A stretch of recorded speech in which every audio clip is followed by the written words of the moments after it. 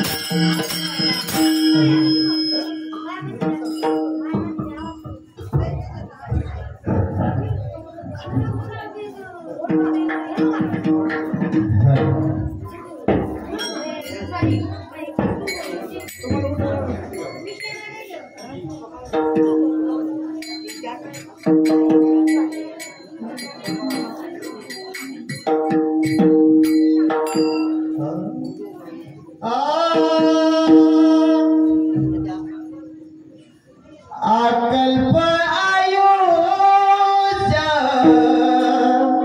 भावे तया पुरा भावे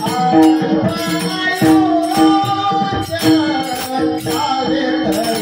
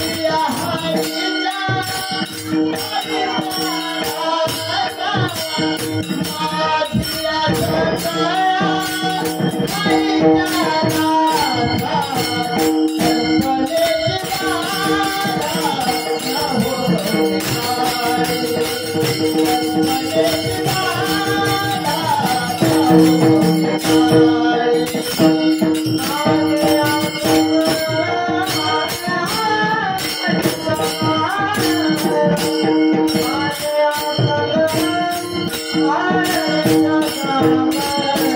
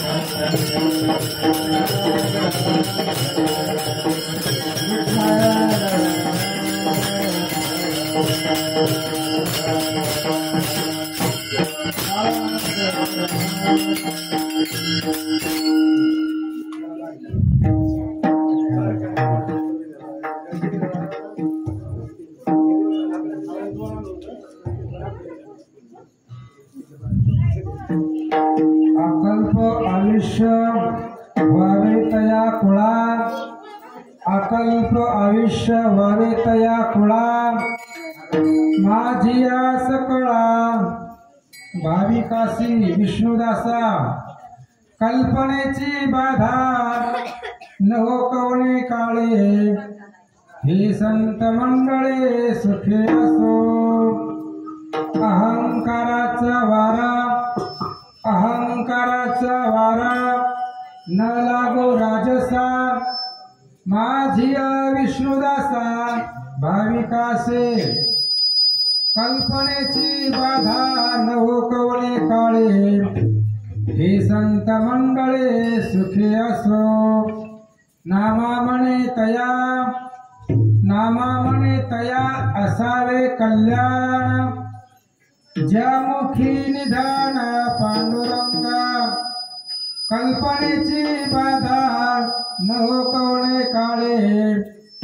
हे संत मंडळे सुखी असो.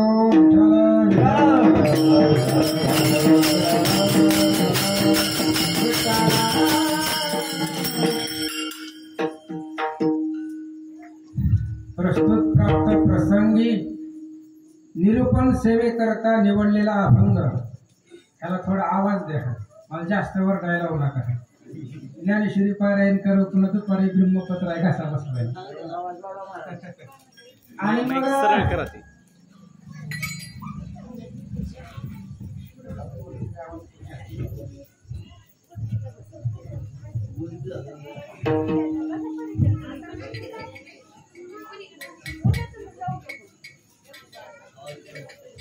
सेवेला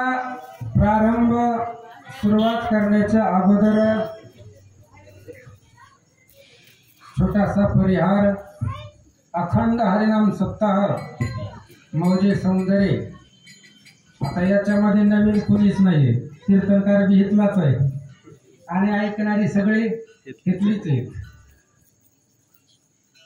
चालत असलेला अखंड हरिनाम सप्ताह त्यातील आज शेवटचा दिवस, 7वा दिवस, म्हणजेच मागणी पर प्रकरणातील अभंग.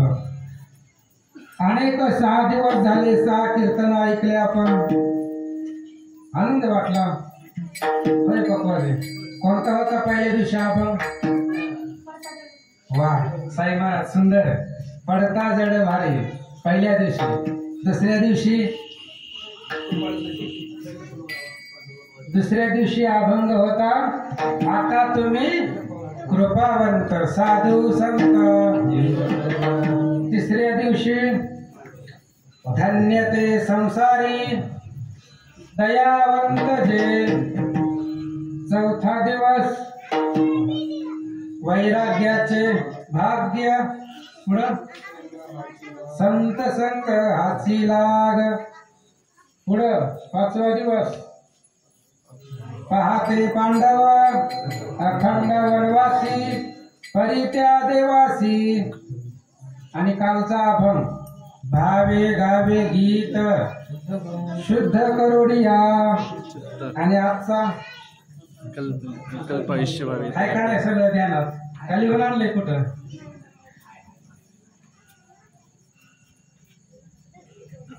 असणाऱ्या निरूपणाकरिता आलेली 7व्या दिवसाची सेवा माझ्याकडे आलेली. सेवेला सुरुवात करण्याच्या अगोदर थोडं भगवंताचं स्तुतीस्तवन म्हणून. निरांबुज श्यामल कोमलांगम सीता समारोपित वामभागम. पाणो महासायक चारुचापम नमामि रामं रघुवंशनाथं. जिने पंढरे सारिखाची आपुला धामणगाव केला. वैकुंठधिपती विठ्ठल सखा सोयरा जोडीला. जो का भूतवटी भक्त विरक्त विख्यात हा बोधला. त्या श्री संत मानकोजी चरणी साष्टांग मी घातला. लोकाभिरामं रणरंगधीरं राजेव नेत्रं रघुवंशनाथं. कारुण्यरूपं करुणाकरन्तं श्रीरामचंद्रं शरणं प्रपद्ये. आता जैसा हेसी तैसिया नमो तुझ श्रीराम राया. तुझे ने कृपे रघुवर्या स्तुती वदावया सामर्थ्य देवा तुझी गणेशो सकलार्थमती प्रकाशो मणे निवृत्तीदासु अवधारी जोजी शुभासारिके पूर्ण वैराग्य ज्याचे वसिष्ठा परिज्ञान योगेश्वराचे कवी वाल्मिका सारिखा मान्य ऐसा नमस्कार माझा सद्गुरु रामदासा जयाचा जन्मजनी नामार्थ झाला जयाने सदावास नामात केला जयाच्या मुखी नित्य नाम कीर्ते नमस्कार माझा ब्रह्म चैतन्य मूर्ती कोण राहिलं का उडाला तो उडाला कपिंद्र उडाला समुद्र लंघोन लंकेत गेला लंकेत जावोनी विचार केला नमस्कार माझा त्या मारुतीला महायोग पीठे तटे भीमरथ्यम वरम पुंडलिकाय धातो मुनीन्द्रम समागत्य तिष्ठं तमानन्दकन्दं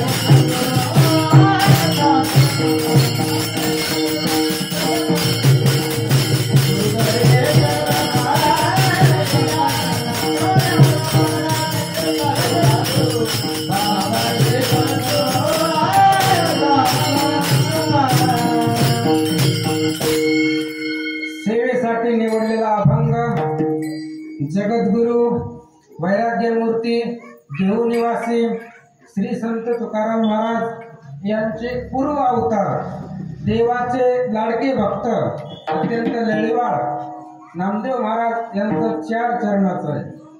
अभंग सर्वांच्याच पाठांतरातला आहे. काही तर आहे कोणाचा अभंग पाठ नाही, कमीत कमी कानानं ऐकलेला तरी असेल की सगळ्यांचाच पाठ आहे अभंग. होय, ज्यांनी कीर्तनाकडे पाठ केली त्यांचा बी अभंग पाठ आहे, म्हणजे जे आले नाही त्यांचा बी अभंग पाठ आहे. सुंदर सोपा अभंग आहे. या अभंगामध्ये नामदेव महाराज देवाकडे मागणं करतायत. अभंगाचा सरळ भावार्थ पाहायचा म्हटलं तर पहिल्या चरणामध्ये आयुष्याची मागणी आहे. कोणाचा वाढदिवस आहे का? बर्थडे, हॅपी बर्थडे नाही. आयुष्याची मागणी पहिल्या चरणामध्ये आहे. दुसऱ्या चरणामध्ये सुखाची मागणी आहे. तिसऱ्या चरणामध्ये निरअहंकाराची मागणी आहे. आणि चौथ्या चरणामध्ये कल्याणाची मागणी आहे. विठ्ठल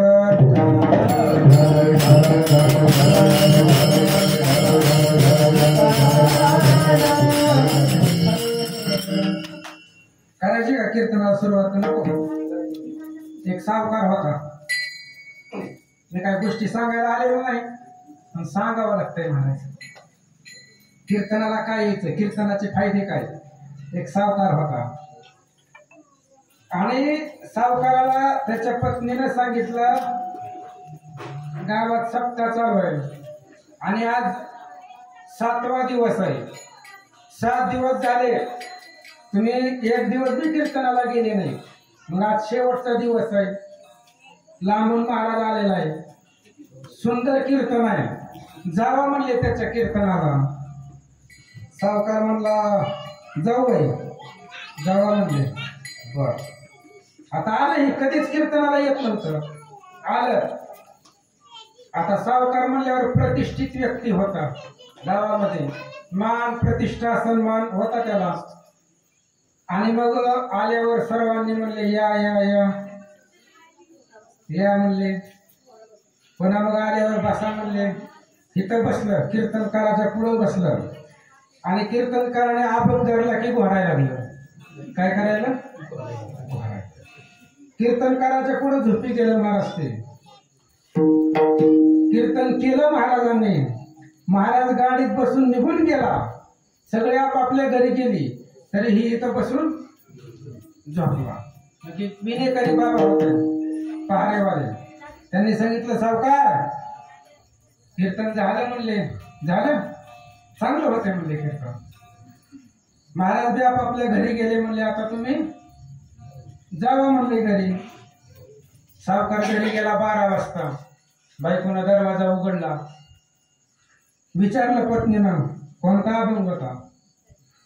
सावकाराने विचारलं खरं सांगतो मी कीर्तनामधला एक शब्द बी ऐकला नाही. तिथं गेल्याबरोबर मला झोप लागली. पण एवढं मात्र आठवतंय, मी ज्यावेळेस तिथं गेलो त्यावेळेस सगळ्या लोकांनी मला सांगितलं या या. गेल्यावर लोक म्हणली बसा आणि कीर्तन झाल्यावर म्हणली जावा. एवढंच लक्षात राहिलंय माझं, मला बाकी काही आठवत नाही. बायकोने सांगितलं हेच मंत्र आहे. काय?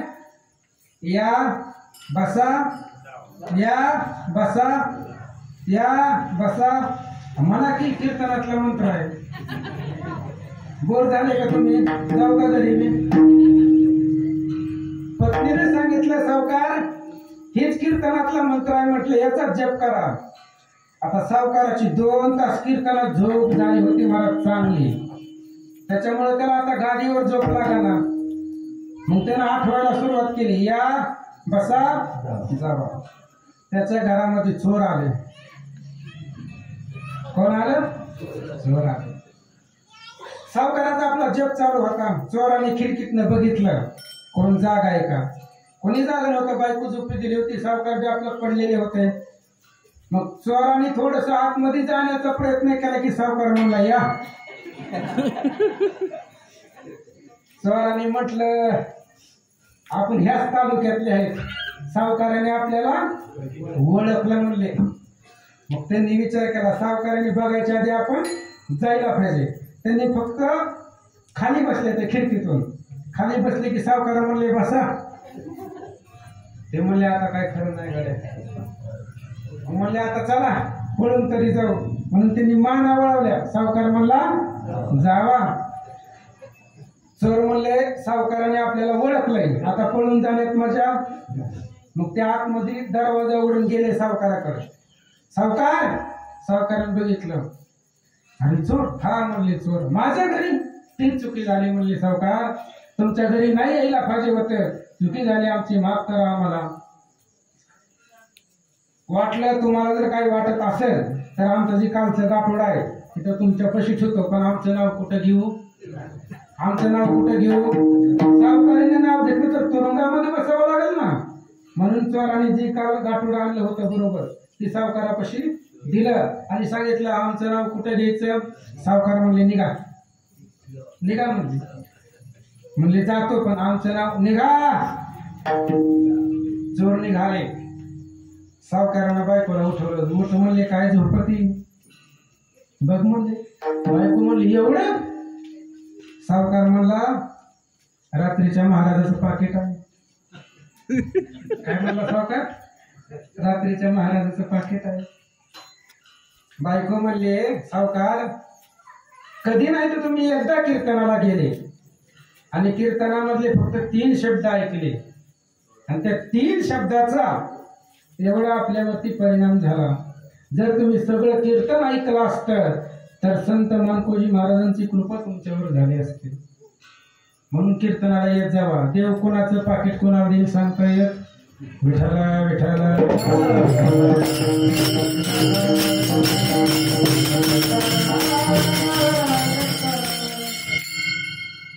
अकल्प आयुष्य व्हावे तया कुळा माझी आस कळा हरीच्या दासा. नामदेव महाराजाचं माग नाही महाराज आणि आज मागणी पर प्रकरणाचाच अभंग घ्यावा लागतो. 6 दिवस जे आपण भगवंताची सेवा केली त्या सेवेचं काहीतरी फळ म्हणून त्या ठिकाणी मागणं नामदेव महाराजांचं आहे. आणि नामदेव महाराज म्हणजे देवाचे अत्यंत जवळचे निस्सीम भक्त. नामदेव महाराजाचे देवावर जे प्रेम होतं ते प्रेम अखंडित होतं महाराज. संसारामधले प्रेम कसं असतं? लहान लेकरू असतं महाराज. लहान लेकरू त्या लेकराला आपल्या आईशिवाय दुसरं कोणी दिसतं का? मग त्याची आई काळी असो किंवा पावडर लावलेली असो त्याला काय घेणं देणं आहे? त्याला फक्त त्याची आई महत्वाची आहे कशी का असं. त्या लेकराला लक्ष देऊ नका, झोपू नका आताच. त्या लेकराला आपल्या आईवरचं प्रेम किती दिवस राहतं? बाई आली की आईचं प्रेम बरोबर आहे काय पकवाजी? काय बाई आली की आईचं प्रेम बरं. त्या नवरा बायको मध्ये तरी प्रेम किती दिवस राहतं?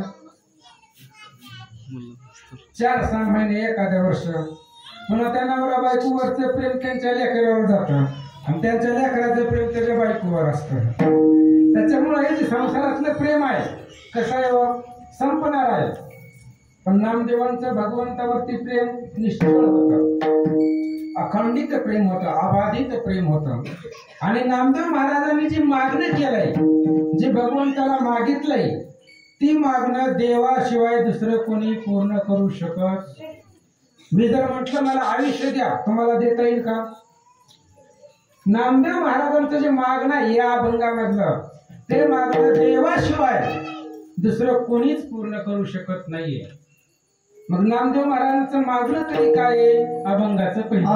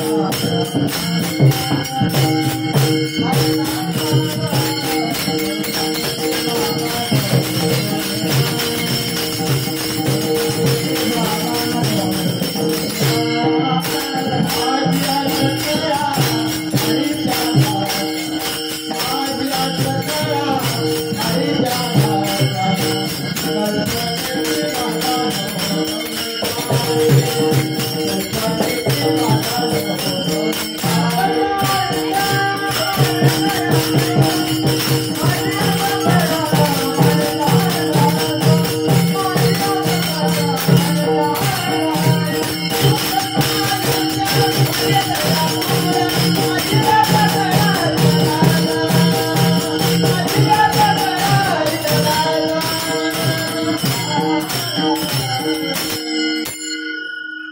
नामदेव महाराज म्हणतायत अकल्प आयुष्य व्हावे तया कुळा माझी आस कळा. शब्द वापरलाय माझ्या. माझ्या कुणाच्या? माझ्या कुणाला म्हणायचं? तुम्ही कुणाला माझं म्हणताय? नवऱ्याला, बायकोला, लेकराला, कुणाला माझं? कुणाला म्हणायचं? कुणाला म्हणायचं माझं? एकदा राधा आणि कृष्ण फिरायला गेले वृंदावनामध्ये आणि राधेनं देवाला हेच प्रश्न विचारला, या जगामध्ये आपलं कोण आहे? नेमकं माझं कोणाला म्हणायचं, आपलं कोणाला म्हणायचं? कृष्णाने एकाच वाक्यात सांगितलं महाराज, जे आपलं ऐकतात ते. मग तुमची बायको तुमचं ऐकत असेल तर मग वृंदावनामध्ये फिरायला गेल्यानंतर राधेला काय खरं वाटणं गेलं. म्हटले आता कोण ऐकायला लागले, आपलं कोण ऐकत आहे? माझं तर कोणीच ऐकत नाही. मग फिरत असताना एका झाडाला आगी मवाळ होत आणि कृष्ण आणि राधा त्या मवाळापासून जात होते. मी काय सांगायलोय, माझे कुणाला माहित. आणि मग कृष्णानं काय केलं, दगड घेतला, चांगला मोठा दगड होता आणि त्या मावळावरती मारला. आगी मवाळ होत ते. आणि झालं असं, दगड कृष्णाने मारला पण सगळ्या माशा राधेकडे निघाल्या. कुठं निघाल्या? राधेकडे. चावायला लागले तिच्या अंगाला माशा. राधेने विचारलं, कृष्ण असं कसं झालंय? म्हटले मावळाचा नियम आहे, जी दगड मारते त्याच्या मागं लागते. मावळाचा नियम आहे, ज्यानं दगड मारला त्याच्या पाठीमागं ती जात आहे. पण इथं उलट झालंय म्हणला. कृष्णाने सांगितलं, राधे दगड जरी म्या मारला असला तरी मावळाला म्या सांगितलंय, मी जरी दगड मारला तरी तू राधेच्या पाठीमागे जायचं. त्या मवाळाने माझं ऐकलं म्हणून ते मवाळ माझं आहे. तसं नामदेव महाराज म्हणतात, माझी या विष्णुदासा भाविकासी. माझ्या विष्णुदासाला मिळावं काय? मिळावं आयुष्य मिळावं. पण किती? अकल्प. अकल्प म्हणजे काय? कसं असतं महाराज, अभंग संतांचे असतात आणि संतांना काय सांगायचंय ते माणसाला शक्य नाही सांगणं, पण आपण अंदाज लावायचा असतो. असंच झालं असेल किंवा असाच अर्थ असेल, हाच आहे म्हणता येत नाही. असाच आहे, हाच आहे म्हणता येत नाही. संत एकनाथ महाराजांनी लिहिलेला भावार्थ रामायण ग्रंथ आहे, 2 मिनिटांमध्ये सांगतो. आणि त्याचं नाव आहे भावार्थ. भाव अधिक अर्थ. म्हणजे तुम्ही जसा भाव लावाल तसा त्याचा अर्थ निघतो. एका ओवीचा 10 लोक त्याचा वेगवेगळा अर्थ सांगतात तरी 10 जणांचा अर्थ बरोबर आहे, कारण त्याचं नावच आहे भावार्थ. उदाहरणासाठी एक ओवी सांगतो, जमलं तर सांगा ना, तो विषय सोडून द्या, मला बी त्यातल्या काही येत नाही. हनुमान अत्यंत विश्वासी अनुसरोनी बाणासी आला नंदी ग्रामासी जेते भरतासी निवास. या ओळीमध्ये हनुमंताचा विश्वास कशावर आहे? रामनामावर आहे. पण ते तर ओळीमध्ये रामनाम कुठं लिहिलंय का? अनुसरोनी बाणासी. राम नामावरच होता पण बाणाला अनुसरलं. तुम्ही बाणावर जरी म्हटलं असता तरी मी बरोबरच म्हटलो असतो, आणि तुम्ही नामावर जरी म्हटलं असता तरी मी बरोबरच म्हटलो असतो. का? कारण तिथं ओळी पुरत हनुमंत सांगतोय, बाणी राम नाम देखता अति विस्मय झाला चित्ता नामे अनुसरोनी तत्वता गेलो रघुनाथा बाणा संगे. हनुमंतानं सांगितलं, देवा बाण लोखंडाचाच होता पण त्या बाणावर जे तुझं नाव होतं त्या नामाला अनुसरून बाणावर बसून मी गेलो. आपला विषय तो नाहीच, पण मला काय सांगायचे, जे संताला सांगायचंय ते आपल्याला जमत नाहीये. मग अकल्प या शब्दाचा अर्थ थोडक्यात सांगतो, ऐका. विठाला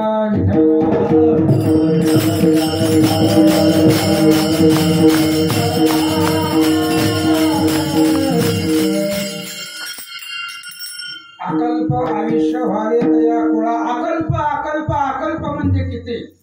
आपण सरासरी तापमान कालाची जी गणना आहे ती कशामध्ये मोजतो? बोलत जावा पटापटा. चुकीचा असला तरी बोलत जावा, मी घेतला पाहिजे. घड्याळामध्ये मोजतो आपण, सेकंदामध्ये.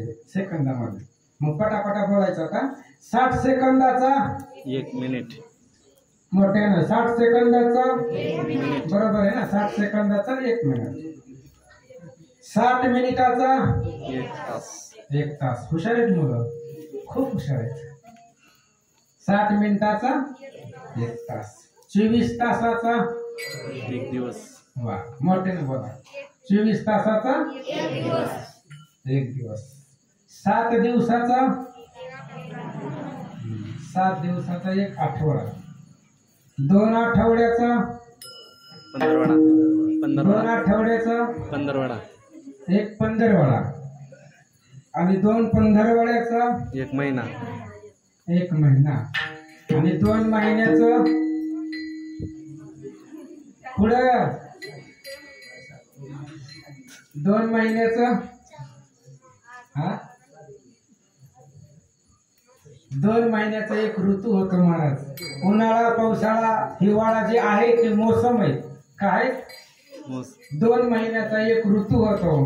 आणि 3 ऋतूंचा मिळून 1 आयन होतं, दक्षिणायन आणि उत्तरायन.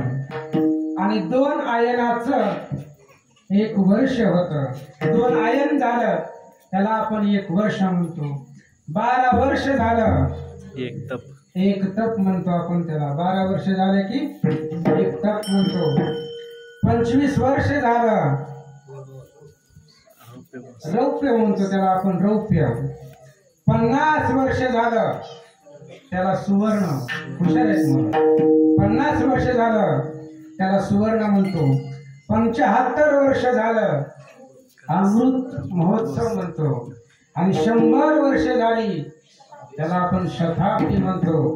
मग 4,32,000 वर्षाचं 1 कलियुग आहे. आणि 4,32,000 गुणले 4 जेवढं उत्तर येईल तेवढ्याच 1 कल्प. तेवढ्याच 1 कल्प. आणि अशी अकल्प. आता नामदेव महाराज ही मागणं मागताना झोपीत होते का? झोपीत मागणं मागितलंय का नामदेव महाराजांनी? मग असं अकल्प आयुष्य का सांगितलंय? माणसाची 100 वर्षाची गॅरंटी.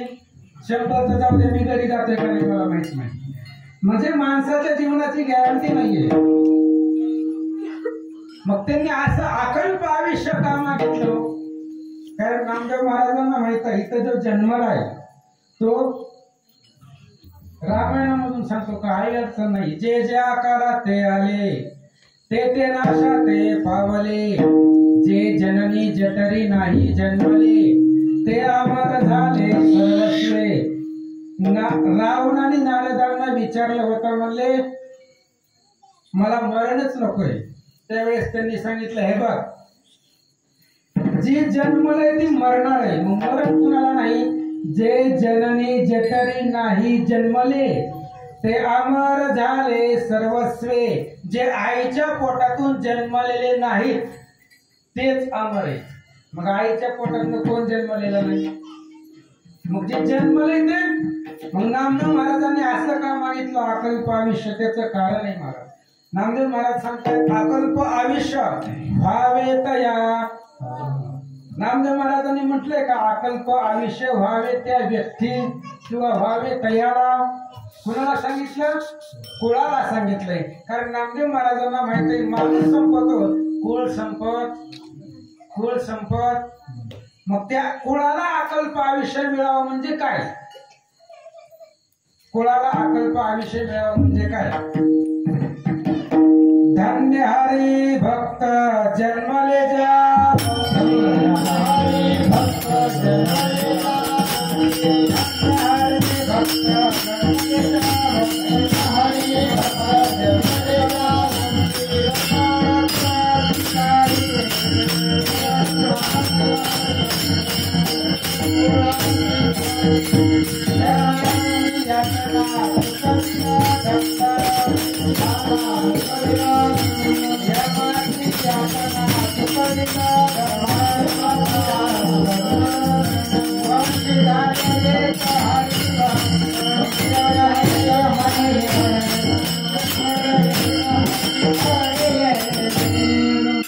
धन्य हरी भक्त जन्मले ज्या वंशी सकळ कुळाशी तारिले यमाची यातना चुकविल दंड वंशी झाल्या एक हरिभक्त अकल्प आयुष्य कुळाला व्हावं याचा अर्थ आहे त्या कुळामध्ये एक तरी हरीचा भक्त प्रत्येक कुळामध्ये त्याच्या वंशामध्ये म्हणजे हरिभक्ताचा जो वंश आहे त्याला खंड पडू नये प्रत्येक घरामध्ये प्रत्येक पिढ्यामध्ये एक तरी वैष्णव व्हावा एक तरी देवाचा भक्त व्हावा म्हणून नामदेव महाराजाचं त्या वंशाला त्या कुळाला त्या हरीच्या भक्ताला अकल्प पर्यंत आयुष्य मिळावं म्हणजे नामदेव महाराजांना सांगायचंय जोपर्यंत चंद्र सूर्य आहे तोपर्यंत त्यांच्या वंशामध्ये एक हरीचा भक्त एक हरीचा दास व्हावा असं त्यांना वाटतंय पण विचारणारे माणसं लय विचित्र महाराज काय विचारतील सांगता येत नाही एक जण काळ माझ्याकडे आलं अभंगच पाठ करून आलं जयाची द्वारी सोन्याचा पिंपळ आले की माझ्याकडे पैसे मालिका देऊन मला अभंग दाखवला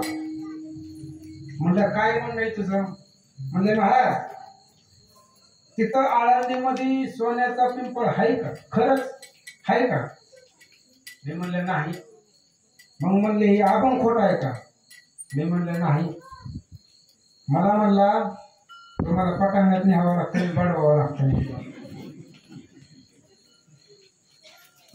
त्याला म्हणला दाद्या त्याचं उत्तर असं आहे सोन्याचा पिंपळ म्हणजे ही पकवाजा म्हणजे सोन्याचं पान आहे तुम्ही ऐकणारी श्रोते म्हणजे सोन्याचं पान आहे ही वारकरी मंडळी म्हणजे सोन्याचं पान आहे मी सोन्याचं पान आहे तिथं जेवढी वैष्णव आहेत सगळे सोन्याचं पान आहे जर तिथं आळंदीला जर खरंच सोन्याचं पान असतं तर तुम्ही लोकांनी त्याला कधीच चुना लावला असता महाराज सोन्याचं पान फुलं असतं का तिथं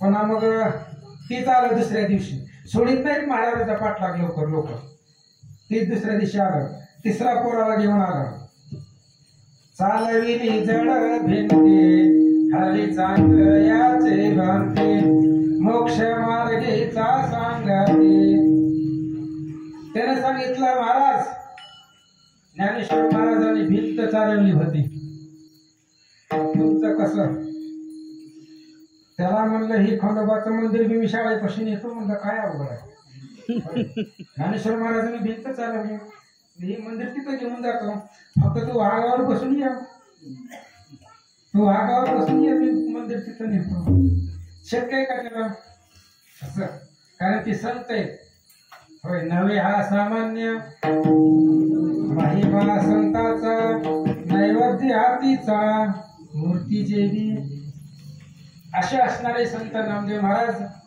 यांनी अभंगाच्या प्रथम चरणामध्ये अकल्प आयुष्य मिळावं त्या असणाऱ्या व्यक्तीला त्या कुळामध्ये त्या वैष्णवाला त्या भगवंताच्या भक्ताला अकल्पापर्यंत आयुष्य मिळावं आणि त्यांच्या घरामध्ये सुदृढीत प्रत्येक वेळी त्या ठिकाणी असणारा एक हरीचा भक्त व्हावा हरीचा भक्त का व्हावा महाराज एक कारण आहे एक हरीचा भक्त व्हावा त्याला एक कारण आहे कारण हरीचा भक्त म्हणजे संत आहे आणि त्या संताच्या संगतीमध्ये जीवनाचा उद्धार होतो एवढंच नाही तर जे आपले पूर्वज आहेत त्या पूर्वजांचा सुद्धा उद्धार होतो त्यामुळं सत्संगत महत्वाची आहे आता इथं जेवढे कीर्तनाला आलेत तेवढे मागा प्रवचनाला नव्हते 5-6 माणसं होती प्रवचनाला महाराजांनी चांगलं उदाहरण दिलं पटलं मला कुणी प्रवचन महाराजांनी सुधीर महाराजांनी एक उदाहरण दिलं मला संताची संगत किंवा वारकरी असणं किती महत्वाचं आहे कोण कोण होतं प्रवचनाला जाऊ द्या कुणी बी असू द्या ऐका परत सांगतो 10 लोक होती, त्याच्यामध्ये एक वारकरी होता. एका वारकऱ्याची ताकद सांगायला मी, आठवलं का? मग सांगता पाहिजे. 10 माणसं होती, त्याच्यामध्ये 9 माणसांनी एक वारकरी होता, माझ्यासारखाच वारकरी होता.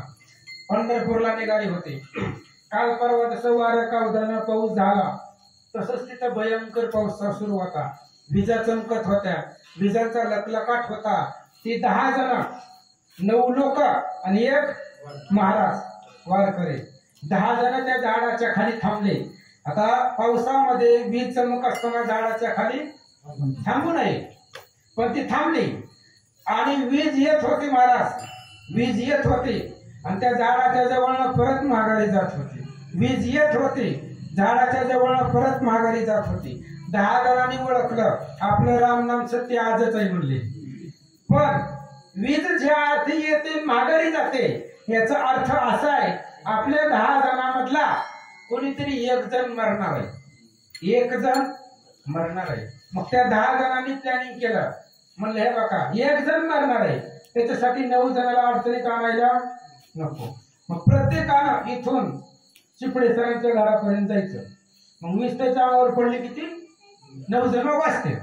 मग पहिला गेला तिथपर्यंत माघारी आला, वीजनं त्याला काही केलं नाही. दुसरा गेला तरी पण वीज काही, असे करीत करीत 9 जण झाले.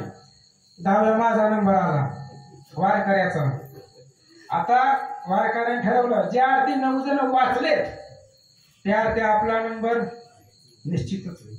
मग आता 9 जणांच्या बी लक्षामध्ये आले आपण 9 जण वाचलो म्हणजे याचाच. मग ती 9 जण ढकला लागली त्याला, जा म्हणजे तुझ्यामुळं आम्हाला अडचणीत कशाला. त्या झाडापासून त्याला ढकला लागली आणि ती महाराज त्या 9 जणांमधून थोडासा पुढे गेला की ती वीज झाडावर पडली, 9 जण गेली. वाचलं कोण? वारकरी. महाराज वाचला. आणि महाराजाला मारायची काळामध्ये ताकदच नाही. तुका म्हणे काळ आता करू न शके बळ. ताकद आहे महाराज. गळ्यामध्ये जी माळ आहे ना, त्या माळेमध्ये सामर्थ्य आहे. काय आहे? सामर्थ्य आहे. एक प्रश्न विचारतो आठवला म्हणून, तुमच्या गळ्यामधलं सोनं श्रेष्ठ आहे का माझ्या गळ्यामधली माळ? बोला पटापटा. माळ. ती पडायच लागली सर. मग ऐका, जर माझ्या गळ्यातली माळ श्रेष्ठ आहे असं तुमचं म्हणणं आहे, का गुंड्या काढतो माळ तुम्हाला देतो, मला सोनं द्या तुमच्या गळ्यात, आहे का तयारी? तुम्हीच म्हणला ना माळ श्रेष्ठ आहे, मग माळ द्यायला तयार आहे की? माळच श्रेष्ठ आहे महाराज. कंठी मिरवा तुळशी, व्रत करा एकादशी. गळ्यामध्ये तुळशीची माळ असणे श्रेष्ठ आहे. आणि ज्याच्या ज्याच्या गळ्यामध्ये तुळशीची माळ आहे, ही मागणं त्याच्यासाठी आहे, ही मागणं कुणासाठी बी नाही. हो महाराज अकवाजे, ज्याच्या गळ्यात माळ आहे त्याच्यासाठी मागणं आहे. माझी या विष्णुदासा काशी, हे पहिलं मागणं झालं. मग नामदेव महाराजांचं दुसरं मागणं काय? कल्पनेचे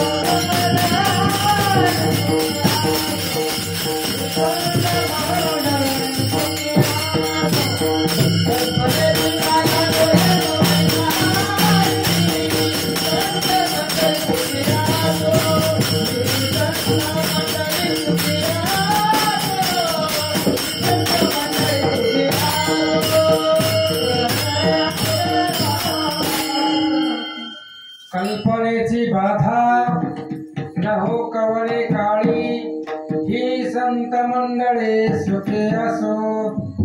नामदेव महाराजांचं दुसरं मागणं आहे, माझ्या भक्ताला, तुझ्या भक्ताला कल्पनेची बाधा कधीच होऊ नये. कल्पना म्हणजे कामना, कामना म्हणजे इच्छा, आकांक्षा. इच्छा माणसाची संपत नसते महाराज, कधीच संपत नाही. कितीही मिळू द्या तरी मिळावंच वाटतं. संपली का आपली कधी इच्छा?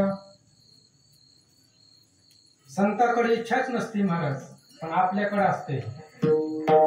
म्हणून तुकाराम महाराजांनी सांगितलं, कृत्य केलो इच्छा केली ते पावलो. आपली इच्छा संपत नसते. मग ही जी कामना आहे, कल्पना आहे, त्या कल्पनेची बाधा कधीच होऊ देऊ नको. मग कल्पनेची बाधा जर झाली नाही तर मग ही संत मंडळी सुखानं राहिली. आता सुख कशाला म्हणायचं, दुसरा पॉइंट आहे. सुख कशाला म्हणायचं? लग्न झालं म्हणजे सुख आहे का? लेकरू झालं म्हणजे सुख आहे का? बंगला बांधला म्हणजे सुख आहे का? नाही का? नाही. सुख कशाला म्हणायचं? सुख म्हणजे काय? सुखाची व्याख्या काय? नामदेव महाराज तर म्हणतायत, ही संत मंडळी सुखी असो, सुखानं राहावं. सुख कशाला म्हणायचं? नेमकं काय केल्यानंतर सुख प्राप्त होते? जीवाला सुख कधी प्राप्त होते? आपलं सुख संपतच नाही महाराज संसारामध्ये. किती जरी मिळालं, काही जरी केलं तरी सुखाचा अंत लागत नाही. काल महाराजांनी सांगितलं ना, दुःख पाहता दुःख पर्वता रेवडे. तिला एवढं सुख आहे आणि त्याच्या पाठीमागे अफाट दुःख आहे. पण ते अफाट दुःख इकडे येऊ देऊ नको. कुठं? महाराज लोकांकडे, माळकऱ्याकडे, विष्णुदासाकडे, संत मंडळीकडे दुःख येऊ देऊ नको. मग सुखानं राहील. मग सुख कशाला म्हणायचं? तुका म्हणे माझे हेची सर्व सुख, म्हणे माझे हेची सर्व सुख, म्हणे माझे हेची सर्व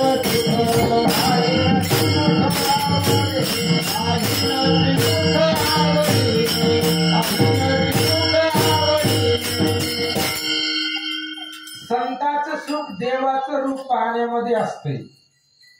देवाची छातीच फुगली ती. कोणाची? देवाची. तुकाराम महाराजांनी सांगितलं, देवा एवढं का फुगायला लागली? म्हणजे आम्ही आहे म्हणून, आमच्यामुळे तुम्हाला किंमत आहे. आम्ही तुमच्या कीर्तीचं वर्णन करतोय, जगामध्ये संत आहे म्हणून देवाला किंमत आहे. आणि देवाच्या जे दर्शनाचं सुख आहे ते देवाला कळत नाही महाराज. देवाच्या स्वरूपाचं, देवाच्या चरणाचं, देवाच्या मुखाचं जे दर्शन घेतल्यानंतर ना सुख प्राप्त होत आहे ते देवाला कळतंय का? मग कुणाला कळतंय? मोठ्याने बोलत जावा की मला ऐका येत नाही. तुझे या दर्शनाचे सुख, रामायणातले, तुझी या दर्शनाचे सुख, श्रीरामा तुझ अनओळखा, भक्त जाणती सात्विका, जे नैष्टक व्रतधारी. कोण सांगतंय? हनुमान सांगतोय, देवा तुझ्या दर्शनाचं सुख तुला काय कळणार आहे? मग कुणाला कळणार आहे? भक्ताला कळणार आहे. म्हणून भक्तामुळे तुला किंमत आहे, भक्तामुळं तुला किंमत आहे. आम्ही आहे म्हणून तू आहे. होय पक्वाजे, आम्ही आहे म्हणून आमोचे भावे तुझ देवा परा,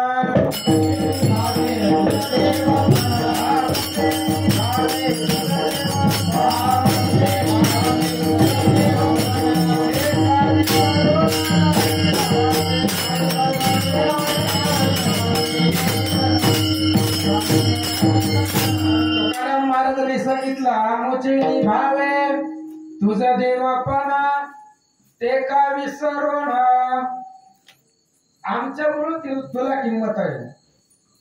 मग ही जी संत मंडळी आहे ती सुखानं असू दे. आता याच्यामध्ये दुसरा प्रश्न निर्माण होत आहे काय? ही संत मंडळी ही ही संत कुणाला म्हणायचं? प्रमाण आहे ना, संत नवती जगा. मग संत ओळखायचे कसे? संत कुणाला म्हणायचं? संताचं एक ध्येय असतं महाराज. कुणालाही संत म्हटलं जात नाहीये ज्याला देवाशिवाय करमतच नाही, ज्याला देवाशिवाय आवडतच नाही. विषय तो त्यांचा झाला नारायण, त्यांचा विषयच भगवंत असतो, त्यांना संत म्हणायचं. आपला विषय भगवंत आहे का? आपण फक्त 7 दिवसापर्यंतच देवातून आपली भेट होते. 7 दिवसापर्यंत. 7 उद्या काला झाला देवाची ना आपली वर्षभर गाठ पडत.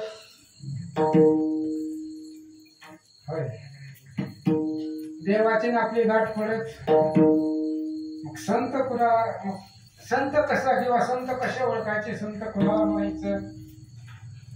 तर ज्याला भगवंताशिवाय काहीच कळत नाही. आता विचार जर केला तर भगवंत प्रत्येकाजवळ आहे. तुमच्याकडे भगवंत नाही का? माझ्यापाशी भगवंत कोणापाशी नाही तर बसलेले पैकी. आणि जर तुमच्यापाशी भगवंत नसता तर तुमची जागा इथं नसती, तिकडं मर्यादा. भगवंत आहे म्हणून तुम्ही आम्ही आहे. भगवंत आहे म्हणून आपल्याला किंमत आहे. पण भगवंत आहे, आपण भगवंताला ओळखलंय का? एक माणूस होता महाराज, त्याला काय केलं? त्याला चष्मा लागलेला होता.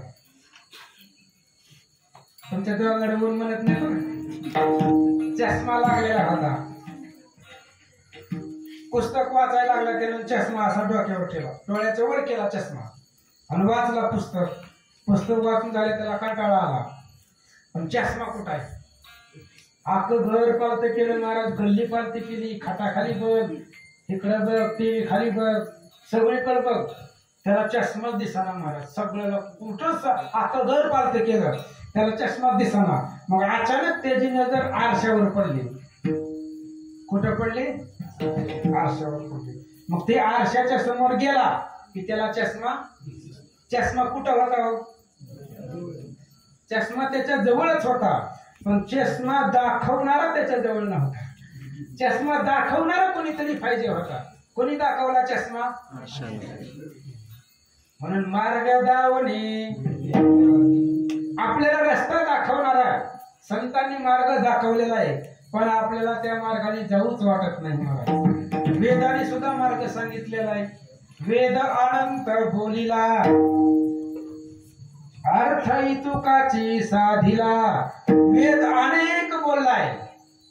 काय सांगितलंय वेदानं? हो, वेदाचा अर्थ तुकाराम महाराजांनी सांगितलं. वेदाचा तो अर्थ आम्हाशीच ठावा, इतरांनी व्हावा. वेदाचा अर्थ इथं बसलेल्यापैकी कोणाला माहित आहे? कोणाला माहित आहे का वेदाचा अर्थ? नाही का? मला माहित आहे. वेदाचा अर्थ मला माहित आहे की. होय महाराज मंडळी, काय आहे वेदाचा अर्थ? एकाच वाक्यात सांगतो. वेदाने काय सांगितलंय? विठोबासी शरण जावे, निज निष्ठे नाम गावे. एवढाच वेदाचा अर्थ आहे. काय करायचं? देवाला शरण जायचं आणि देवाचं नामस्मरण करायचं. असे असणारे जे भक्त आहेत, असे असणारे जे संत आहेत, त्याच संतांना, त्याच असणाऱ्या वैष्णवांना सुख मिळावं आणि तेच सुखी व्हावे, तेच अखंडित सुखी व्हावे, त्याच संतांना अकल्प आयुष्य मिळावं, त्याच संत आनंदानं प्रेमानं राहावे. आणि मग नामदेव महाराज पुढे मागतायत अभंगाचं. अंगाराचा भरण नमो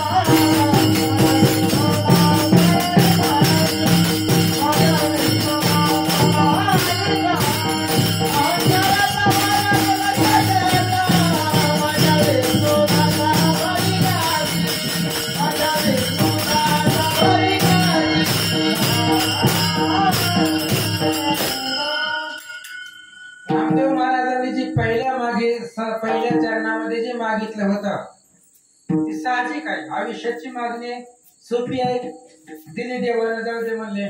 दुसरी जी मागणी आहे सुखाची ती पण जाऊ दे, पण तिसरी जी मागणी आहे लय अवघड आहे महाराज. अहंकाराचा वारा, त्याच्याशिवाय तर आपल्याला जमतच नाही. जमतंय का आपल्याला त्याच्याशिवाय? 2 मिनिटांमध्ये सांगतो. अहंकाराचा वारा, वारा म्हणजे धक्का किंवा सावली किंवा स्पर्श हे लागू नये, माझ्या भक्ताला लागू नये असं नामदेव महाराजांचं म्हणणं आहे. मग एकदा असं झालं 2 मिनिटांमध्ये सांगतो.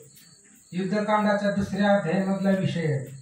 असं झालं, रावण बंगल्यावर गेला. आता रावणाचा बंगला लय मोठा होता, बिल्डिंगवर गेला आणि त्यानं वानराचं जे रामाचं जे सैन्य आहे, वानर सेना, ती वानर सेना पाहायला सुरुवात केली. आणि त्यावेळेस रावणाला तोंड किती होती? 10. आणि 10 तोंडावरती 10 छत्र होती, मुकुट होता, छत्र होता. आणि वानर सेना पाहू लागला. कोण? रावण पाहू लागला. आणि पाहू लागल्यावर त्याची जी छत्राची सावली आहे, कोणाच्या? त्याच्या छत्राची सावली वानर सेनेवरती पडली. त्यावेळेस बिभीषणाने पार्टी चेंज केली होती. बिभीषण रामाच्या पार्टीत होता. मग रामानं बिभीषणाला बोलवलं, कारण बिभीषण कुठं राहत होता? लंकेमध्ये. त्यामुळे त्याला लंकेतली सगळी माहिती होती, लहान लेकरापासून मोठ्या माणसापर्यंत सगळी माहिती होती. त्यामुळे काय बी अडचणी होत्या राम बिभीषणाला बोलवत होते. मग बोलवले, म्हणजे बिभीषणा ही जी सावली आहे, नेमकं सावली कुणाची आहे?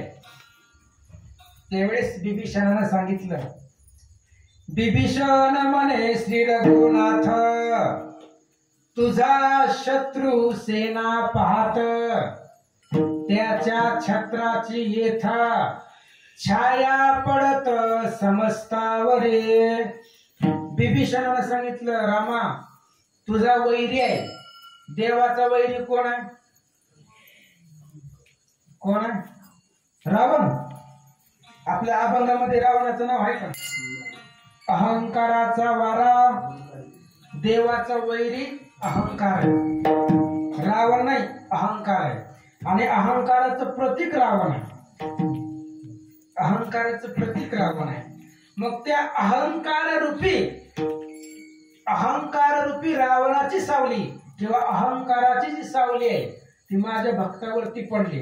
रागाला देवाला अहंकाराचा वारा, त्याची सावली सुद्धा माझ्या भक्ताला नको. रागाला देवाला रामानं धनुष्यबाण घेतला आणि त्याचं छत्रच उडवलं.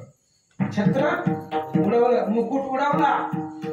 प्रहस्त जवळ होता. प्रहस्तानं रावणाचा हात धरला, खाली आणलं. म्हणले आज छत्र गेले. मुंडकं जायला वेळ लागला. परत कधी बिल्डिंग वर चढायचं, परत कधी वरी चढायचं. म्हणून अहंकाराचा वारा. काल परवा महाराजांनी सांगितलं, हनुमान पर्वत आणायला गेला होता, सांगितलं ना महाराजांनी. आणि हनुमंताला औषधी दिसल्या नाहीत. का हो? का दिसल्या नाहीत? एकीकडे तर सांगितलं ना बुद्धिमत्ता वरिष्ठ. बर, हनुमान काय सामान्य आहेत का? काय भक्तीच्या त्या वाटा मज दावाव्या. ज्याला भक्ती कशी करायची विचारलं तुकाराम महाराज तो हनुमान आहे. मग त्या हनुमंताला औषधी का सापडल्या नाही? त्याचं कारण आहे युद्धकांडाचा 44वा अध्याय. त्याच्यामध्ये अशी ओवी आहे, मज सारिका धूत असता, मज सारिका धूत असता, दिव्य औषधी समर्था. हनुमंतानं सांगितलं, रामा तुम्ही कशाला टेन्शन घेता? मी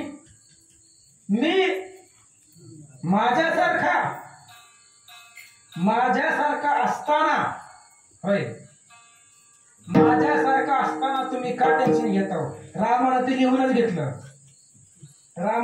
घेतलं, बर जा म्हणले हनुमंत, आण जा औषधी. हनुमान गेला, प्रतिज्ञा करून गेला. पण हनुमंतानं जी बोलले, मज सारिका दूत असता, स्वामी सयवळी कोण चिंता, दिव्य औषधी समर्था, क्षणार्धता आणि न. हनुमंताने सांगितलं, रामा मी असताना, माझ्यासारखा सेवक असताना तुम्ही टेन्शन घेऊ नका, आत्ताच जातो. आणि पर्वतावर गेल्यावर ज्यावेळेस हनुमंताला औषधी सापडल्या नाही, त्यावेळेस हनुमंताला आठवलं आपण जे रामापाशी बोललो ते चुकीचं बोललो. कधी आठवलं? ज्यावेळेस औषधी सापडल्या नाही त्या. आणि औषधी जर नसत्याच सापडल्या तर लक्ष्मण उठला नसता का? उठला असता का? नसता का उठला? जर हनुमंतानं औषधी आणल्याच नसत्या लक्ष्मण उठला असता का नसता? आम्हाला काय माहित नाही, तुला काय सांगायचं सांग, निघून जा. हनुमंतानं औषधी आणू किंवा न आणू, लक्ष्मण उठलाच असता महाराज. त्याचं बी कारण आहे, कोणासी न कळे जनी, नामामृत संजीवनी, तो प्रत्यक्ष असता अनुदिनी, वृथा अभिमानी कष्टती. कोणालाच कळत नाही, आणि ज्याला कळलं त्याचा उद्धार निश्चितच आहे. काय कळत नाही? नाम अमृत, पर्वतावरच्या संजीवनीपेक्षा, पर्वतावरच्या औषधीपेक्षा नाम अमृत संजीवनी आहे. आणि तो प्रत्यक्ष असता, वृथा अभिमानी कष्टती. तो राम जवळ असताना विनाकारण लोक अभिमानामध्ये वाया गेले. आणि याच अभिमानाचा, याच अहंकाराचा वारा माझ्या भक्ताला लागू देऊ नको. माझ्या भक्ताला त्याचा वारा सुद्धा, स्पर्श सुद्धा लागू देऊ नको. कारण अहंकारा घातक आहे. अहंकारानं भल्याचं वाटोळं झालं महाराज. अहंकारानं माणूस पुढे जाऊच शकत नाही. माझ्यासारखा पक्वाज वाजवणार आहे का कोणी? माझ्यासारखा गायनाचार्य, माझ्यासारखा कीर्तनकार, माझ्यासारखा रामायण सांगणारा आहे का कोणी? माझ्यासारखा हे जे मी आहे, माझं ती अहंकार आहे. आणि त्याचा स्पर्श सुद्धा माझ्या विष्णुदासाला, माझ्या भाविकाला लागू देऊ नको, असं नामदेव महाराज म्हणतायत. आता ज्यांनी अभंग लिहिलाय 30 ताठ मानेचं होतं महाराज. ज्यांनी अभंग लिहिलाय ती 4 भावंड गेली नामदेवाच्या पुढं वाळवंटामध्ये. सगळेजण त्या ठिकाणी असणारी नामदेवाच्या पाया पडली. मुक्ताई पडली नाही पाया. ज्ञानेश्वर महाराज म्हणले, मुक्ते नामदेव महाराज आहे, देवाच्या जवळच आहे, देवाच्या सदोदित देवाच्या जवळ आहे. आपण कावा तरी पंढरपूरला जातो, ती देवाच्या जवळ आहे. मुक्ती म्हणली, असं नका, मला काय करायचं म्हणले, पाया. हा, ज्ञानदेवाने विचारलं, पाया का पडत नाही? ताट मानेचं आहे. कोण? त्याला अहंकार आहे. काय अहंकार आहे? देवावर सगळ्यात जास्त प्रेम मीच करतो, किंवा मीच देवाचा भक्त आहे, आणि देवाला माझ्याशिवाय करमत, हे अहंकार आहे. आणि ही अहंकार, इथं तेर नावाचं गाव आहे गुरुबा काकांचं. गुरुबा काकाच्या हातामधून नामदेवाचा अहंकार संपवला गेला. आणि अहंकार जाणं महत्वाचं आहे मला. अहंकार कधी जातो? पश्चाताप झाल्यावर अहंकार जातो आणि भयंकर तो अहंकार आहे. म्हणून त्या अहंकाराचा वारा सुद्धा माझ्या भक्ताला लागू देऊ नको, अजिबात लागू देऊ नको.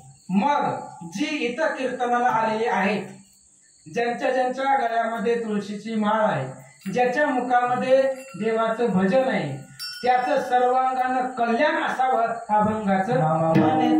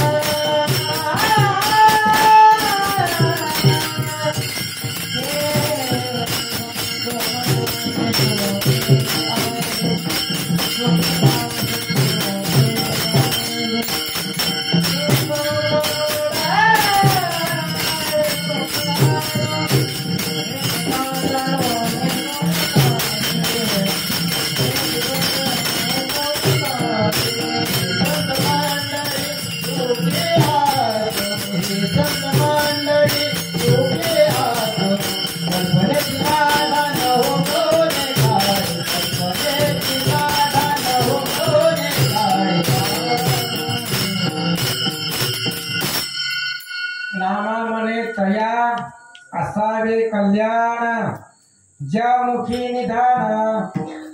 आता कीर्तनाला सुरुवात. आता इथून पुढं 2 तास. काय सांगतायत नामदेव महाराज? कल्याण व्हावं. पण कोणाचं? नामदेव महाराजांनी फक्त कल्याणच सांगितलंय. ज्याच्या मुखामध्ये देवाचं नाव आहे. देवाचं नाव असून जमत नाही मला. देवाचं तर नाव असावंच. पण हातानं वाजवली का पण? मी बघतोय पहिले नाही वाजवली ना. मग आता वाजवा.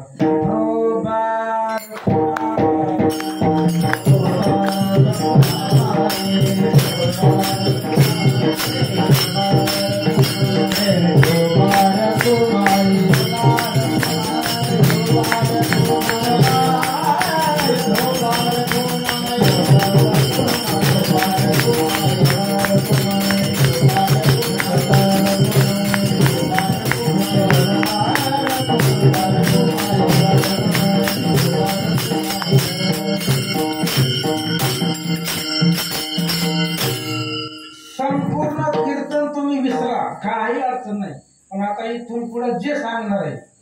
ती विसरू नका. पाठीमागचं तुमच्या नाही लक्षात राहू द्या, पण जाऊ द्या. पण आता महत्वाचं काय आहे माहिती का? मुखी नाम हाती मोक्ष ऐसी साक्ष. आणि नामदेव महाराज सुद्धा तेच सांगते, ज्या मुखी निधान पांडुरंग. कल्याण व्हावं, सगळ्याच व्हावं म्हणले का सरसकट. कल्याण व्हावं महाराज, पण ज्याच्या मुखामध्ये देवाचं नाव आहे, ज्याच्या मुखामध्ये देवाचं नाव आहे.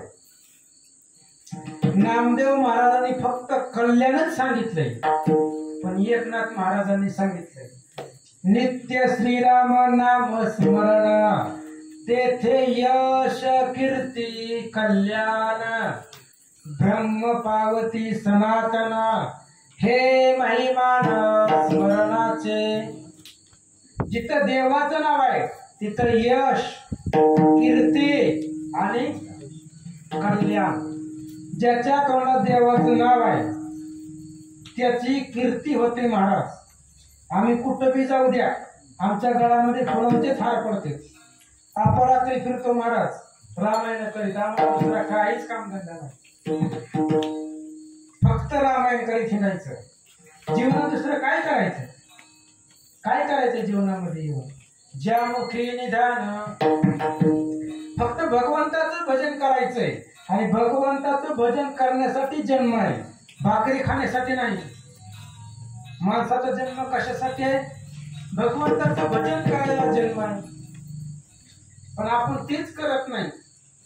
कवा तरी आपण देवाचं नाव आठवतो, ध्यान झालं तर. पण नामदेव महाराजांनी सांगितलं, राजा हो, देवाला मागणी केली, देवा कल्याण असावं, पण त्याच ज्याच्या मुखामध्ये तुझं नाव आहे, जी तुझं भजन करतय, जी सप्त्याला येतय, जी पहिल्या दिवसापासून कीर्तनाला हाय, प्रत्येक कार्यक्रमाला हाय, काकड्याला हाय, हरिपाठाला हाय, ब्रह्मपत्राला हाय, ज्ञानेश्वरी पारायणाला. मी ह्यातला एक बी कार्यक्रम सोडला नाही. सोडला का? काकड्याला नाही. एकट्याने एवढं करणं शक्य आहे का महाराज? नामदेव महाराजांनी सांगितलं, ज्याच्या मुखामध्ये देवाचं नाव आहे, ज्याच्या मुखामध्ये तुझं नाव आहे, त्याचंच कल्याण, त्याचंच सांगितलं. देवाचं नावच का घ्यायला सांगितलं? ज्या मुखी निधान पांडुरंग.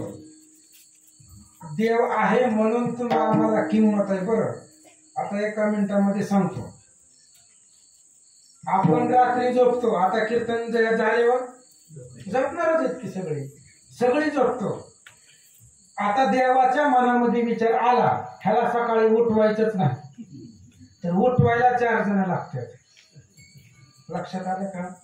देवाच्या मनामध्ये जर आला, आता म्हणजे झोपलोय आपण आपल्या मनानं, झोपलोय आपल्या इच्छेनं, पण उठवायचंय का नाही त्याच्या हातात आहे. कोणाच्या? त्याच्या. ज्या मुखी निधान. आमचे गुरुवर्य जयवंत महाराज गुरुजी सांगत असतात कीर्तनामध्ये, आपल्याला संतांचं चरित्र माहिती पाहिजे महाराज. आपल्याला ज्ञानेश्वर महाराज आणि तुकाराम महाराजच माहिती आहे. कधी कधी चोखामेळा माहिती पाहिजे. मानकोजी महाराज बोरले कोण, सावतामाळी कोण, कबीर महाराज कोण, जयदेव महाराज कोण, तुळशीदास कोण, माहिती पाहिजे आपल्याला. मानकोजी महाराजांची वारी असायची महाराज, दामणगाव ते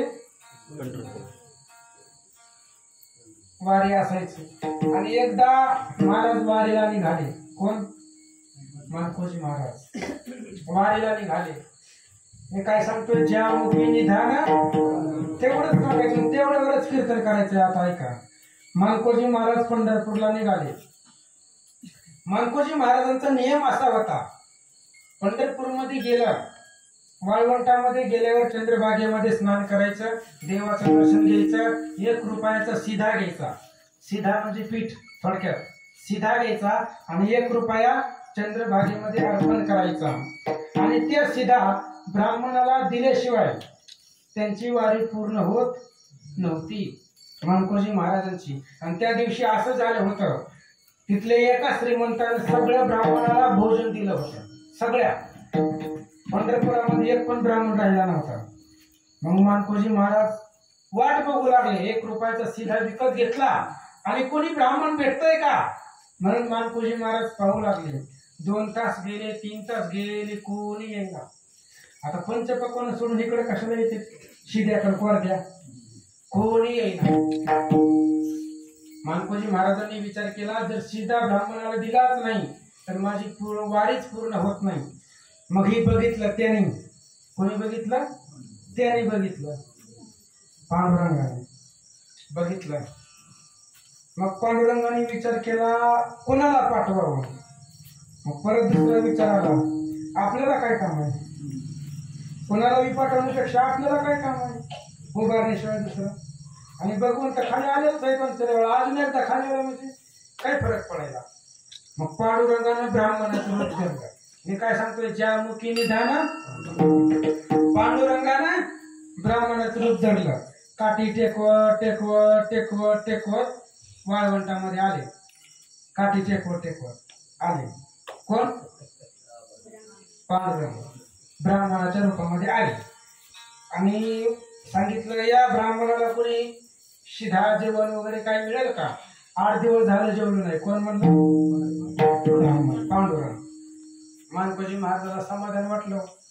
आला कोणीतरी ब्राह्मण का व्हायला आला. रुक्मिणीनं पाहिलं, देवच नाही. रुक्मिणीनं पाहिलं ना, देव नाही. मग इकडे तिकडे पाहिलं, खाली बघितलं, देव कुठं आहे? ब्राह्मणाचं वेश घेऊन चंद्रभागेमध्ये. रुक्मिणी म्हणली, देव तिथं नाही तर आपण कशाला उभं राहायचंय? देवच तिथं नाही तर आपण कशाला उभं राहायचंय?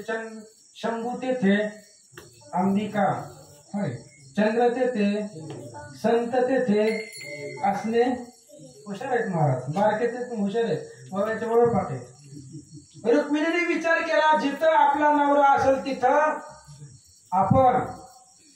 मग रुक्मिणी परत त्याच ब्राह्मणाच्या बायकोचं रूप घेऊन आली. काठी टेकवत टेकवत टेकवत आली आणि सांगितलं, सांगून यायला येत नव्हतं बाई. सांगून याची प्रथा तेव्हापासूनच आलेली आहे. रुक्मिणीने सांगितलं देवाला, सांगून यायला येत नाही वय, एक गपचिप निघून आला.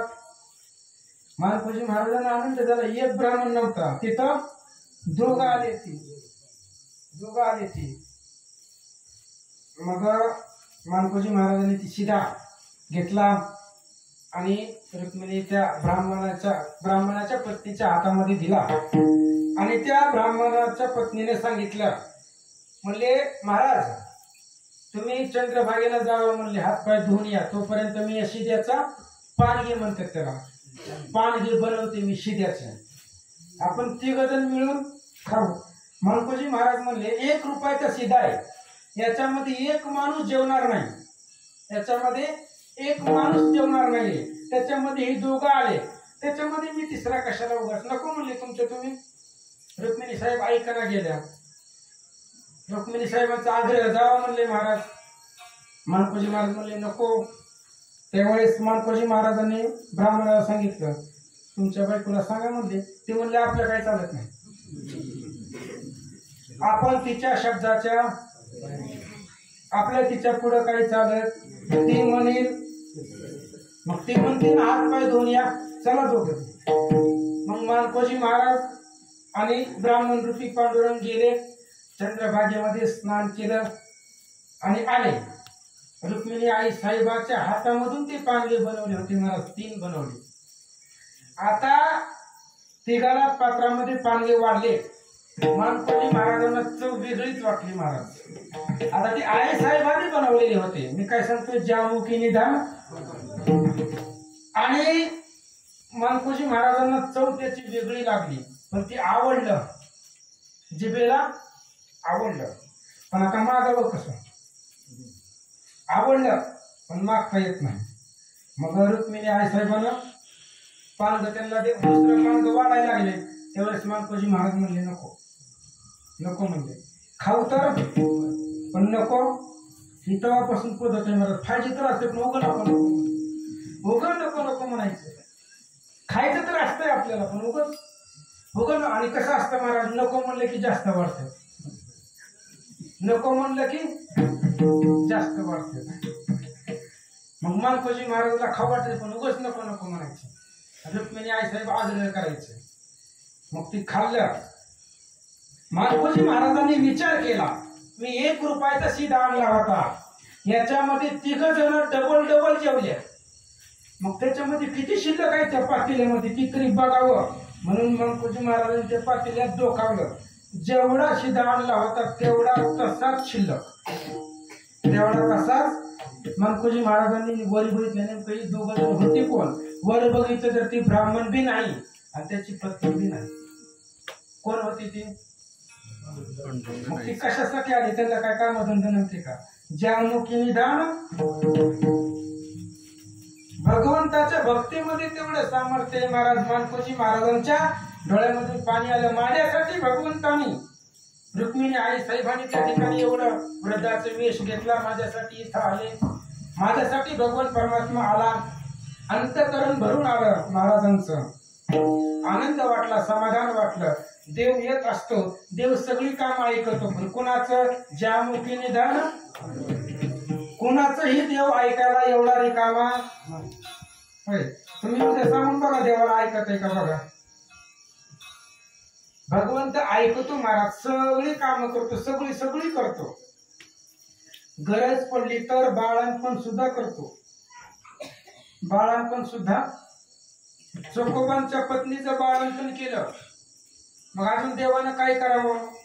भक्तासाठी देव काय करावं? अर्जुनाची घोडी धुतली का नाही? ती पुरावे हा भक्तासाठी करतो आणि ते देवाला सांगावंच लागत नाही माझ्यासाठी ही कर म्हणून, कारण न सांगता तुम्हा आणि ज्याला न सांगता कळते तू देव आहे. देवाला काय कळत नाही मला, जाणे मुंगीचे हित, मुंगीच्या मनातलं देवाला कळतंय. मग तुमच्या आमच्या मनातलं कळत नाही का? तुमच्या आमच्या मनातलं कळत नाही का? कळतंय, कळतंय. भगवंताला सगळंच कळतंय. म्हणून नामदेव महाराजांचं मागण्याच आहे, देवा त्याचं कल्याण व्हावं, त्याला यश मिळावं, त्याला औदार्य सगळं मिळावं. पण कुणाला?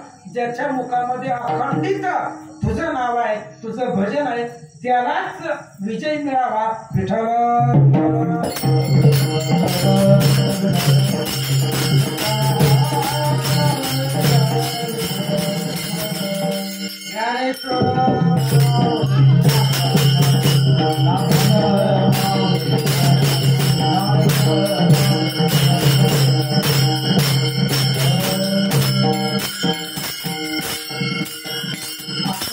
आयुष्य व्हावे तया फुळा, माझिया सकळा हरीच्या दासा, कल्पनेची बाधा न हो कवणे काळे, हे संत मंडळे सुखी असो.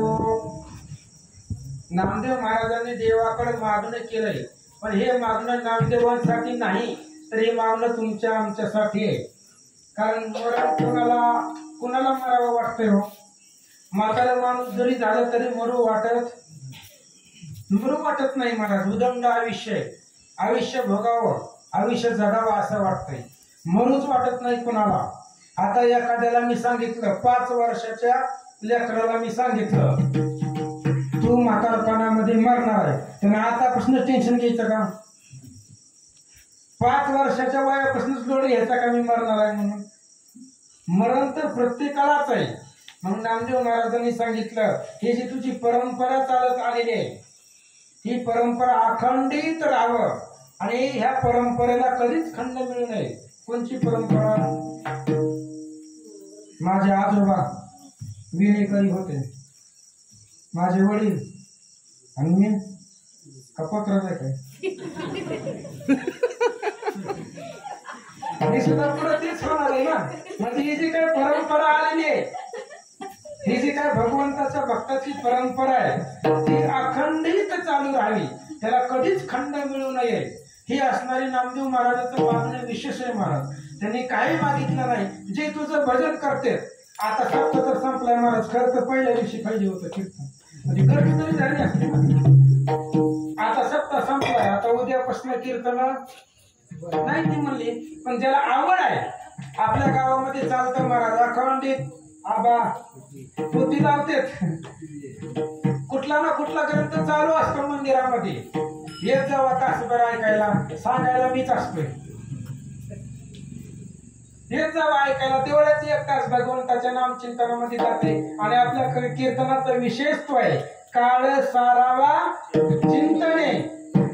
चिंतनामध्ये काळ जावं, भगवंताच्या भजनामध्ये काळ जावं. आणि त्याच्या भजनामध्ये जर काळ गेला तर त्याचं कल्याण होतं महाराज, त्याचा उद्धार होतो, त्याचा त्या ठिकाणी पूर्ण आयुष्याचा उद्धार होतो. असो किंबहुना तुमचे केले धर्म कीर्तन सिद्धी नेले, हे तर माझे जीव उरले पायिकपणा. विडी वाकडी सेवा केली महाराज जमल तशी. मी काही कीर्तनकार नाही. तुम्ही म्हणताल इथं बसलेली श्रोती, ह्याला प्रत्येक चरणाला रामायणातलं सांगितलंय, ह्याला रामायणाशिवाय दुसरं काही येत आणि तुम्हाला खरं सांगतो महाराज, खरं सांगतो, मला रामायणाशिवाय काहीच येत नाही. पुरावा देऊन सांगतो. सर्वेंद्रियाच्या ठाई राम कोंदला तुझे देही, रामा वाचून नेनसी काही, म्हणून पाही विनवित. ज्याला रामाशिवाय काहीच कळत नाही त्याच्या पाया पडायचं. कोणी सांगितलंय असं? नाथ महाराजांनी रामायणामध्ये सांगितलंय. ज्याला रामाशिवाय काहीच कळत नाही त्याच्या पाया पडायचं, उद्धार होतो महाराज. भरताने विचार केला होता, मी राजा आहे, चक्रवर्ती सम्राट अयोध्येचा राजा आहे, सूर्यवंशातला राजा आहे, आणि मी कोणाच्याही पाया पडेल का? मी कोणाच्याही पाया पडेल का? पण सांगितलं तुझे मुखी नाम स्मरण, म्हणून तुझं आलो शरण. तुझ्या मुखामध्ये देवाचं नाव आहे, तुझ्या मुखामध्ये रामाचं नाव आहे, म्हणून तुझ्या पाया पडावे. आणि हनुमंताला रामाशिवाय काहीच माहिती नव्हतं महाराज, तरी हनुमंताला अपजय कुठं ऐकलाय का रामायणामध्ये? रामायणाचा विषय सोडा, हनुमान अजून आहे. हनुमंताचा पराजय कुठं ऐकला का? आणि हनुमान फक्त रामायणामध्येच आहे ना, का नाही? फक्त रामायणामध्येच आहे.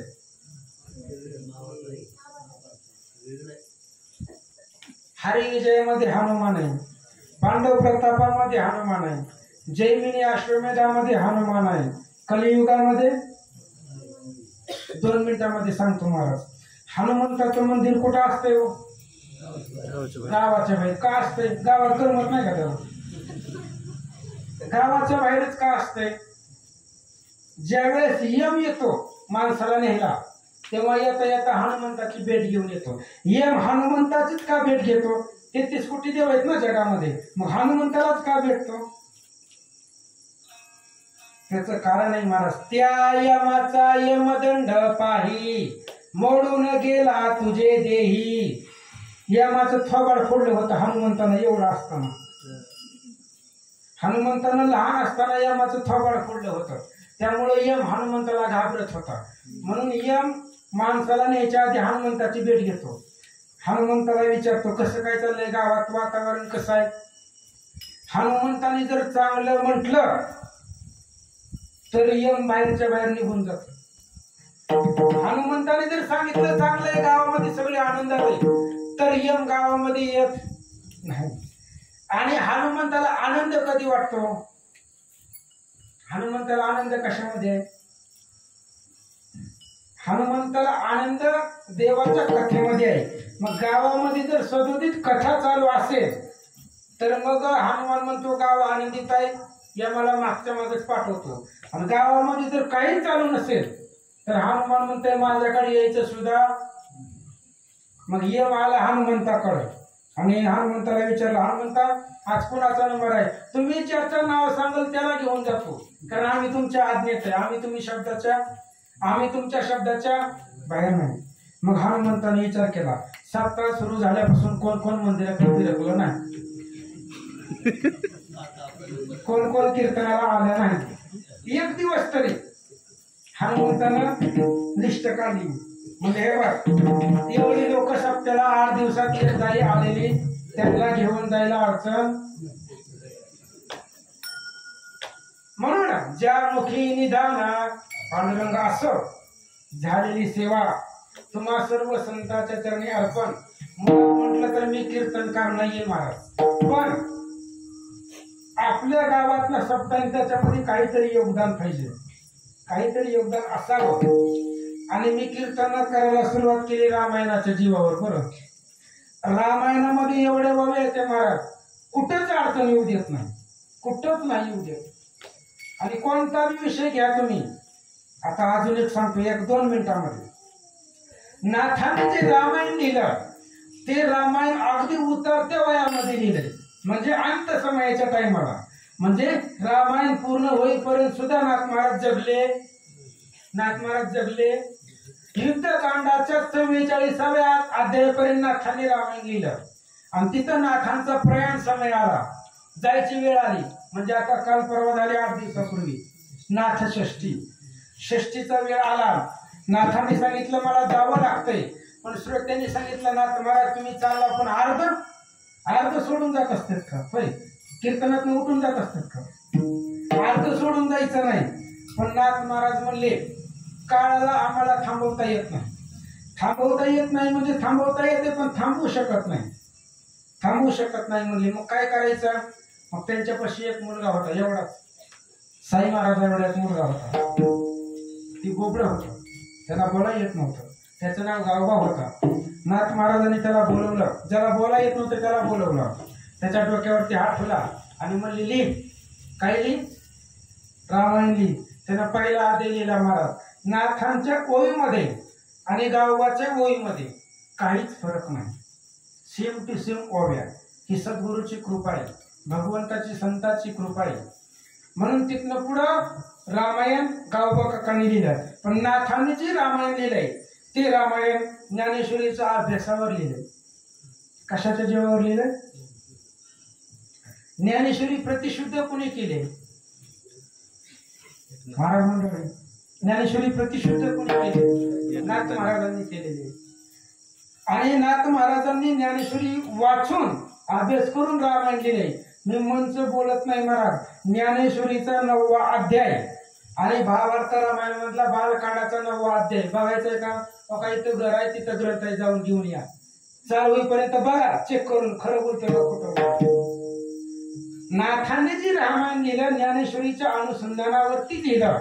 म्हणून परम पवित्र असणारा ग्रंथ रामायणाचा आहे, ज्ञानेश्वरीचा आहे. सगळे संत आणि प्रत्येक संतांनी सांगितलं. काय सांगितलं? फक्त भगवंताचं नाम स्मरण करा, जीवनामध्ये काही कमी पडत नाही महाराज, काहीच कमी पडत नाही. असं सांगण्यासाठी खूप आहे महाराज, खूप आहे सांगण्यासाठी. पण कसं आहे, शेवटचा दिवस आहे, 8 दिवस उभं लोक कटाळे महाराज. लोकांनी वेळ घेतले, बरेच काहीतरी कालावधी घेतला. आपण काहीतरी बोलण्यामध्ये मजा नाहीये. झालेली सेवा तुम्हाला सर्व जशी जमल तशी केली. बरं, जसं जमल तसं वेळी वाकुडे गाई ना परी तुझाची म्हणविना तुकाराम.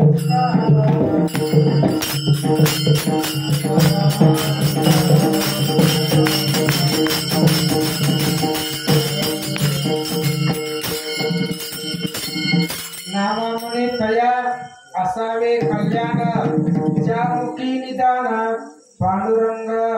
कल्पनेची बाधा न हो कवणे काळे, हे संत मंडळे सुखी असो जय विठ्ठल.